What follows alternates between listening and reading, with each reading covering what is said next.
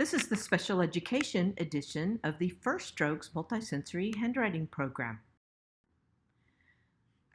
In the program, the letters are grouped by their first stroke so that students learn to pattern the letter and can metorically sequence the letters correctly. The program also highly emphasizes grasp development and fine motor skills. There is a storybook to introduce the first stroke of the letters. So Billy the Seal goes to school and Mrs. Seahorse teaches him how to do the first strokes. So if he learns how to do a circle stroke, he would be ready to learn how to write letters O, A, D, G, Q, and C. There are large tracing pages so that a student can trace the letters repetitively with several different colors of crayons or markers.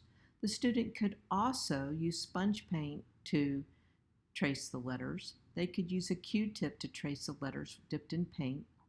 They could also use Play-Doh to form around the letters, or they could punch out the letters with a corncob holder over craft foam. I usually cut off one prong of the corncob holder. There are teaching modules to introduce the letters grouped by the first stroke. So the students will trace the letter, and then there is a fine motor activity within the module. The course includes 3 workbooks. First, there is the simple trace and copy workbook, where students will trace the letters and then copy in the boxes. The workbooks progress to writing the letters large, where they mostly trace the letters and then try to copy it in the preschool handwriting workbook. And then also there is a workbook included, which is the workbook that we use in our kindergarten program, where the students will trace the letter and then form the letters in the handwriting lines. I wanted to include all 3 workbooks within the letter so that you could differentiate the program for your student. There are also 3 levels of handwriting pages within each module.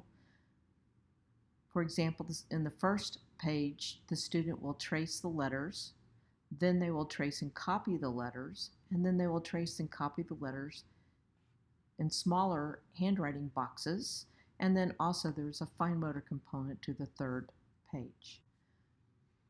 There are several different files for fine motor skills that are based on theme-based activities.